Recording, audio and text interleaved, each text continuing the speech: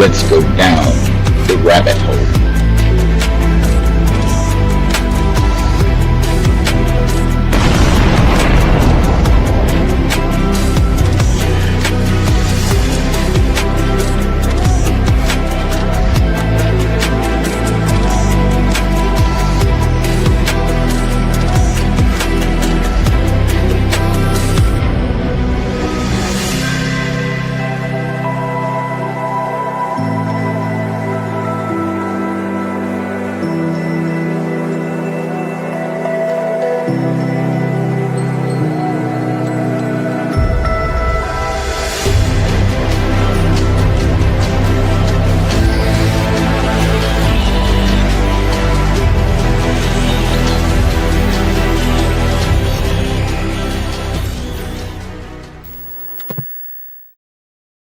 Hey everybody, welcome to End Times Talk. I have an extremely special guest with me today. This is my best friend in the world, Chris. He lives on the edge of Yellowstone, and we're here to settle some issues that are out there on the internet. There's a lot of lying going on. We think that there's a big distraction that's happening right now, and we are going to tell you at the end of this video what they are distracting us from, and it absolutely is probably not what you think that it is. How are you doing today, Chris? Good, man. Good. How's life over there in Michigan? It's doing good. How's it in Wyoming? Beautiful and nice. Finally. It looks like you got a little sun shining through there. Well, Yes, without further ado, let's hop right to the information here, and we're going to bring up some of the claims that are going around on Twitter X. All right, and what are right claims here, on Twitter? we're seeing bears fleeing, coyotes fleeing Yellowstone, and cougars fleeing Yellowstone. Here's a very common video that's out there right now. Let me mute it here. Hold on one second. What do you think of this, Chris? That looks like Bear World outside of Gardner, Montana, or there's another bear place, I think in North Dakota or South Dakota too. But look how fat those bears are, man. No wild bear is that big. And Yellowstone might have some big black bears, but not that many. I don't see one grizzly bear. That might be grizzly. That's a black bear. There's no grizzly bears in there. There's not that many black bears in Yellowstone that big. I know that much, man. Those are all huge bears. Look how fat that one is. Look at this belly dragon. That looks like cattle, not bears. This gentleman right here, he's actually, I don't know, who he is, but I know that he's a definite pushing this information out as if, all these animals are leaving Yellowstone. Hold on, let's go back here. What's this? So what are we looking at here, Chris? That looks like just natural elk migration. That's probably not even this year. What is that? They're in Colorado maybe, or Gardner, Montana.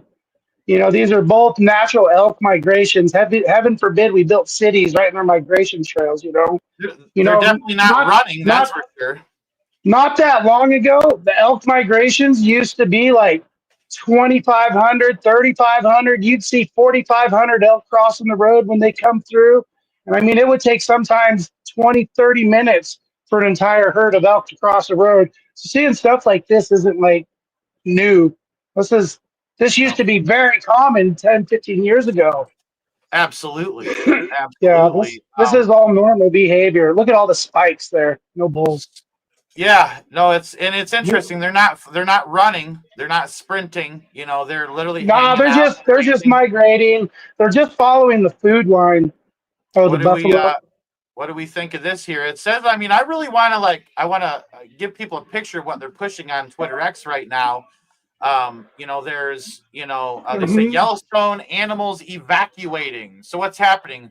We know that animals flee when they feel in danger. What do you have to say to that, Chris?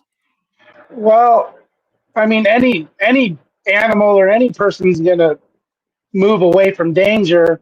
We got to remember they live in Yellowstone Park. Yellowstone Park is a constantly moving, landscape. There's earthquakes there, 1,500 a day that are like 1.1 to 2.2, 2.3.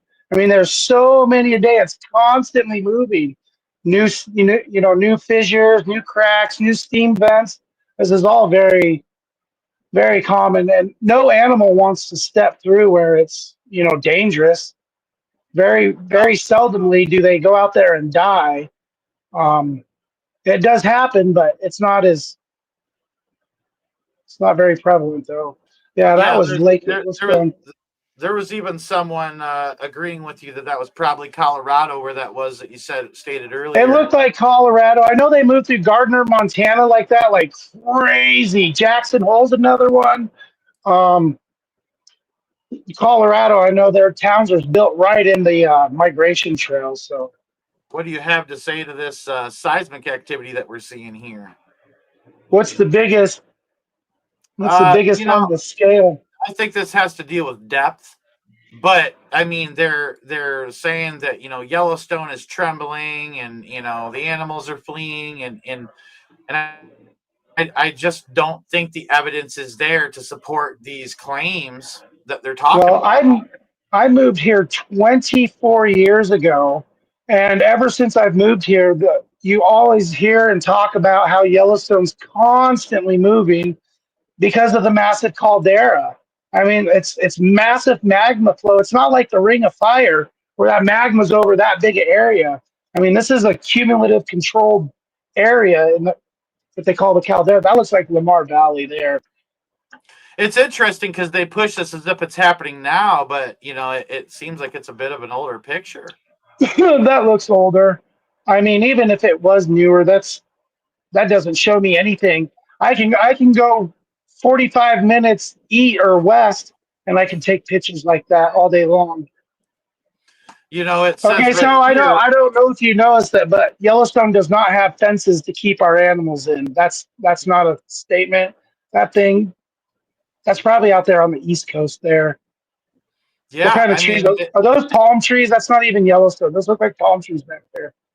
like, I'll be honest with you, it literally they're pushing it as if it's Yellowstone. They're saying that animals are hightailing it out of Yellowstone, There's and it's no there's no fences like that. That's like a government installment fence, man. right. It's crazy to That's me how they're lying to the public, and like I said, in a little bit, we're going to show you why they're lying to the public, why we believe they're lying to the public. But yeah, they're saying prayers for the Yellowstone National Park ranger who was shot in the line of duty this morning. Oh, that's sad. That's on July 5th. yeah, that was sad, man. Yeah, but I mean that's photoshopped right there. But anyways, hold on, let me pull up a different page here. Give me a moment. Yes, sir.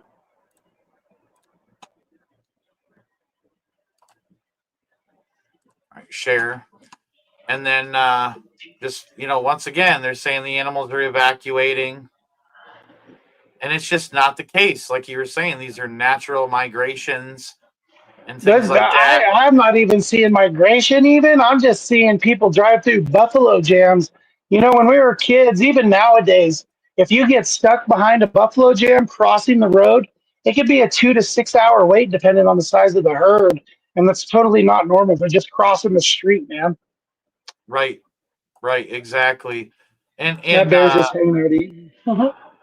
yeah, it's just a lot of the same footage, So they on just replaying it over and they're over. just recycling. Yeah, something that we should talk about that you've always wanted to kind of speak on is the wolf situation in Yellowstone. Yeah, What do you have to say about that, my friend?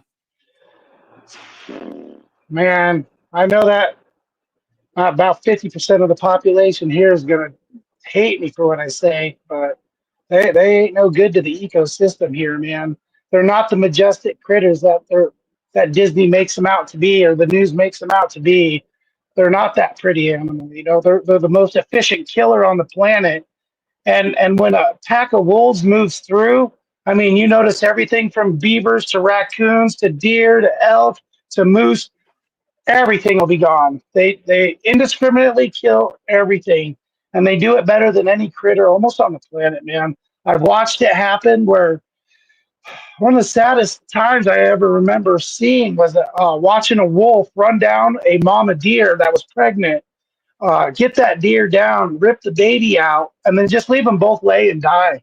And I just remember ever since then that, like, You know, they don't always eat everything they eat. You know, that's one of the biggest discrepancies is they don't kill for sport. Well, they absolutely do. And they do it better than any critter on the planet, man, because they don't have no license, no governing to what they can do, you know. They're out of control.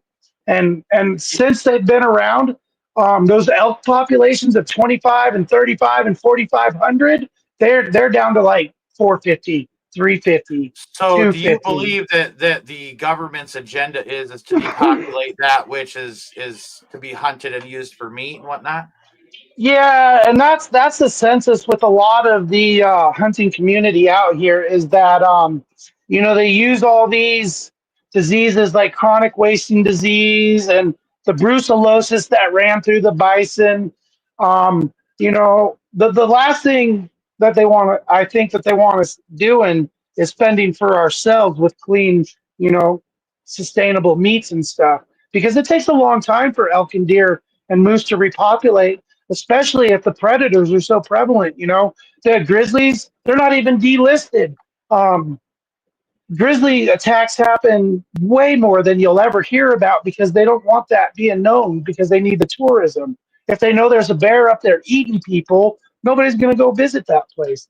And we hear about it all the time up here, you know, and just the circles I run. But the wolves have absolutely decimated the population of all game across the board, all of it, And they from say it's for the cantaloupe. good, what they want to trying to push to the public and make it seem like it's all hunky dory that they're there, but really they're doing a lot of damage. Being They've done way more damage, you know. And there's been so much like hearsay about what game and fish initially wanted them. You know, we've heard everything from saving the aspen groves to reducing the sick and weary. You know, they don't always eat the sick and weary. We don't hunt the sick and weary. When I go out, I like to shoot the strongest animal because the strongest animal has the best meat. They may be tougher sometimes, but you don't shoot sick animals. You Yeah, know, I'll tell you right now, Chris is absolutely one of the most real deal mountain men that I know. And he knows what he's talking about, and he's worked for the US government, led expeditions, and is a guide there in Yellowstone. And so I know that he's not going to brag on himself, but I'll brag on him for him. And this is absolutely golden information because what's being pushed on the internet right now is that Yellowstone's about to blow. Everything's falling apart in Yellowstone, and all the animals are leaving. There ain't nothing left, and that's just not the case, is it, Chris? well, if Yellowstone's going to blow, you're going to hear about some like 6.0 plus earthquakes. I mean, it's going to take some rumbling to shift. The last time they blew, they said it was on a bed of sand. You know, now we're all granite and limestone, so it'll be a little different than 665,000, whatever years ago, you know, Right, whatever they say, you know, I don't right. know. But yeah, I It's mean, one if of it those goes, it's going to go, but I've things. not seen mega signs of anything like that happening. And Mr. Pocket Full of Steel is right. It's absolute fear mongering what they're trying to do, and they're trying to scare people, and they're trying to distract people from what's really going on. And I think with no further ado, I think we should tell people, what's really going on. And actually, there's most of you may know him, Steve Quayle. All right, he actually made a documentary that's absolutely brilliant, and it's known as Yellowstone is just a distraction. Cascadia is the big one. And Hmm. while we're live, I actually want to go ahead and show you guys the trailer of this, so that way you understand what's really going on. Here it goes, guys.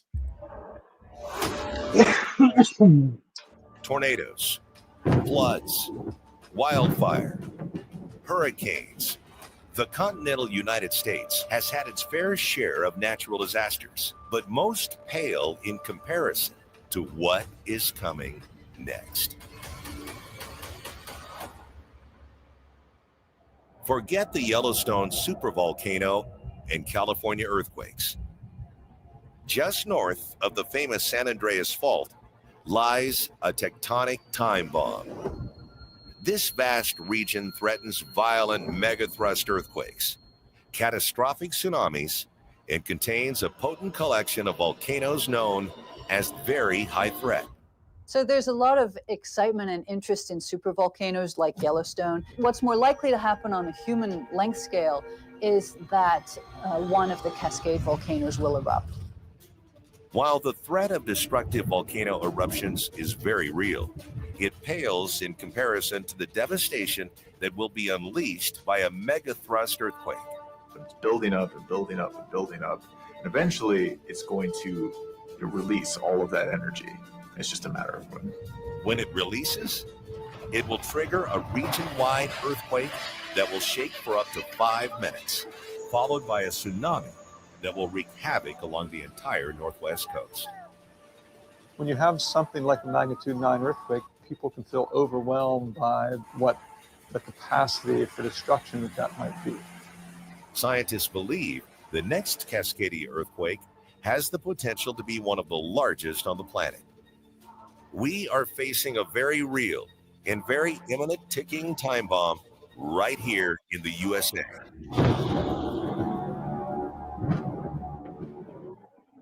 So, I mean, I'll tell you, folks. All right. So, what we're seeing in Alaska, this 7.6 that was downgraded to a 7.2, all right, I think is just the beginning of something bigger happening on the Ring of Fire. And this is a much more plausible scenario as to what's going on. And I can even pull up some stuff. Give me a moment here. Hold on 1 second. I should have had this ready.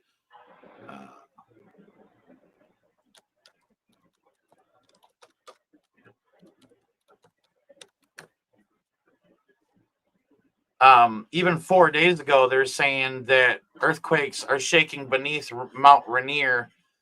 Give me a moment here. I'm pulling this up here. Stop sharing. Share screen. And we'll just pull up, Google here. And we're just looking at this here. Mount Rainier is currently experiencing an earthquake swarm with hundreds of small earthquakes detected beneath the volcano in early July. While this is the largest swarm since 2009, they're saying there's no cause for concern, and we know that in the movie 2012, John Cusack says, when they tell you not to worry, that's when you run. And they're saying hyper focus on Yellowstone. Well, one of the big, here's the thing. In Colorado, the plateau that the mountains are on, you see what I'm saying? Then there's mountains on top of this giant hill. All right. And that's why Colorado has some of the highest in the lower 48. But Mount Rainier, from base of the mountain to the peak of the mountain, is the tallest volcano in the lower 48. All right. And these are the facts. All right. And the government doesn't want you to know what they're pushing there because they want everybody to be thrown off guard. This is going to play into Perry Stone's vision of tsunamis hitting the West Coast. All right. Where he talked about, probably 100-foot tsunami is kind of where he was hinting at there. And he had a dream about he was in California and they had to get to the mountaintops. And he was talking about how people were floating their food in coolers in the water to keep their food out of the water. And so, what's happening right now is a complete distraction from what's really possibly getting ready to take place. Dutch Sense is even talking about West Coast earthquakes right now. And, it's very indicative of what's happening, and we're seeing it right before our eyes. There's evidence of it, right here on Google. And so we could even go to the news and 23 hours ago, volcanoes are turning up in their sleep across the U.S. What does that mean for Washington? All right. Like this news is literally coming out as we speak. And it's interesting, on July 9th, right here, the USGS says, although earthquake activity around the mountain has been unusually high, all right, over the past day, there are currently no signs of an impending eruption. Yeah, right. Including ground deformation or changes in steam and gas emissions. An official statement regarding the quake swarm released on Tuesday, the USGS said earthquake swarms like this have been attributed to circulation of hydrothermal fluids that are interacting with pre-existing faults at shallow levels below the summit of the volcano. And this could be, but this could also be, once again, them lying to you and them wanting to see mass casualties. All right. I remember back in the day when, they came out and we're talking about, Mount St. Helens erupting. It was the same kind of concept. There were lots of different rumbles and things like that. You know, in Mount St. Helens, you know, in the lower 48 is one of the more, you know, recent volcanoes. And it's right there in that Cascade range. And I actually grew up in that area myself, you know, and so I remember actually, I'll give me a moment here. I'll show you something. I'm gonna stop my camera. Hold on, but I'll still be able to talk. I want to show you guys this. All right, I'm coming back here. Give me a moment. All right, so my grandmother, when Mount St. Helens blew, actually this jar right here has Mount St. Helens ash, and it was so thick in her yard she could scoop it up into these jars. And there's some of the pumice as well from Mount St. Helens, you know, and I keep it there because it's, you know, it reminds me of where I grew up and whatnot.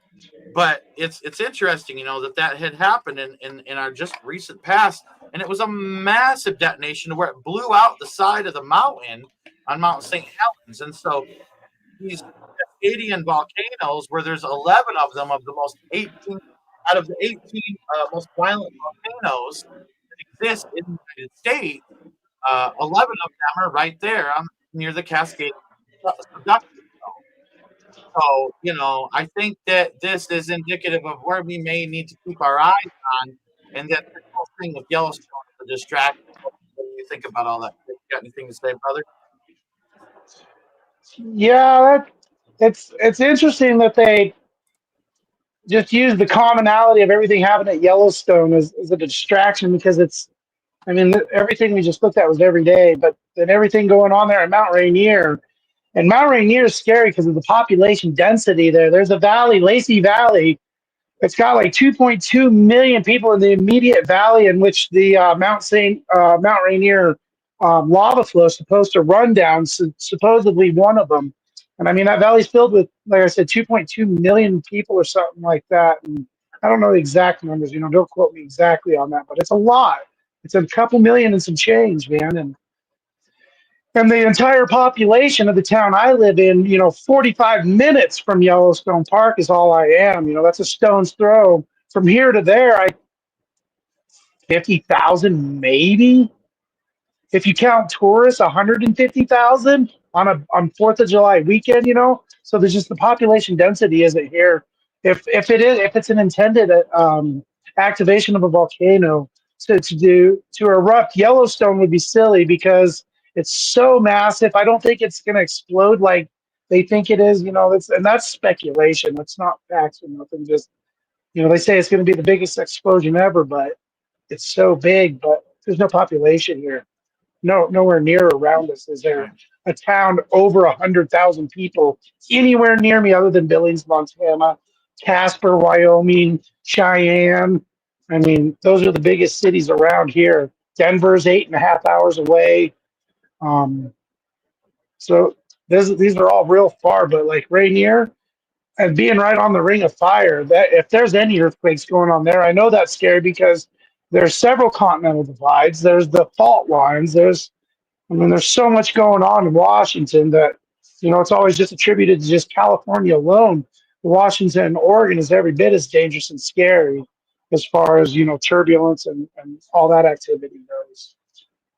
So Yeah, no, it's and we even just had recently that big earthquake that happened off the coast of Oregon, and they're talking about that one underwater volcano venting right there by Oregon. Remember that? Just recently, it's like opened up, yeah. spewing stuff. Mm-hmm. So it's like all these signs. We're seeing evidence over here. Oh, look, it fits. You got to show it. You got to show the audience, Chris. Oh God. There you go, Fitz. Oh, Your look star. at that guy. Oh, what a good puppy. Good boy, love. Oh man, Okay. I wish I was Sit there down. hanging out with you guys. Sit down, good boy. But Sit so, down. you know, all the evidence is showing us that things are happening near the Cascadian subduction zone, but they're giving you fake evidence on especially platforms like Twitter X. It's pushing over to YouTube, it's pushing over to Facebook, and people are buying this stuff. You know what I mean? There's something coming, and it's absolutely imminent, but it's not Yellowstone. It's not Yellowstone. No, I mean there's weird stuff happening, but I mean there's other things that are attributed to that. Like I'll tell you, I've been here. Fitz, you guys sit down, good boy. Like the other day, I heard birds chirping like it was in the middle of the morning, and it was like 3 o'clock in the morning, and that's happened several times. Silly stuff like that that's happening. I don't know if that's indicative of the Yellowstone rumbling or what, but I know they've been heavy on the sky patrol there with their trails and everything else, and HARP's been super active lately as well, obviously with all the flooding and stuff going. So that plays a role out here as well. You know, they manipulate that weather. And tell you, one of the craziest things to see is a flood at 7,000 foot elevation, an entire city go underwater, and that just happened up there in Red Lodge, Montana, a few years back. Right. Yeah. It just goes Zorky and to Red prove Lodge. Yeah. we do have to be careful talking about weather mods here Okay. on YouTube, just Yeah, I because mean, they'll try to hit you with something. But I'll tell you this much, that you can't trust anything that's happening right now, and especially what all these influencers that don't know jack diddly squat about what's going on in Yellowstone. This guy right here, man, this guy knows what he's talking about. Like I'm telling you right now, this is one of the most real deal mountain men I know that has been he's been dragged off into the woods by a bear by his ankle and had to defend himself with his sidearm. You know, this guy's been headbutted by a ram at the top of a mountain. You know what I mean? Like, this dude's been through some serious stuff, and you can take what he's saying to the bank, and that check will cash. yeah. So, but I just want to let everybody know that it's not what you think it is right now, but something's coming. The signs are all around us. Everything's beginning to boom. But I think that the real focus, we need to look at the Ring of Fire and what's happening around there with, you know, they were just predicting earthquakes in Japan from some manga artist or something like that. That didn't pan out. But we just had a 7.6 downgraded to a 7.2 there in Alaska. And Dutch since has been saying, he's like, watch the West Coast, watch the West Coast, watch the West Coast. And I mean, Dutch since has been highly accurate through most of his career. And I really appreciate what he does on the internet as well. And so, you know, but he doesn't really mess around with YouTube a whole lot anymore, because I'll tell you, you get a watered down version of everything on YouTube. Biases, speculations and opinions on YouTube, and it seems like it's kind of trickling to other platforms. But here at End Times Talk, we want to bring you the truth, right, Chris?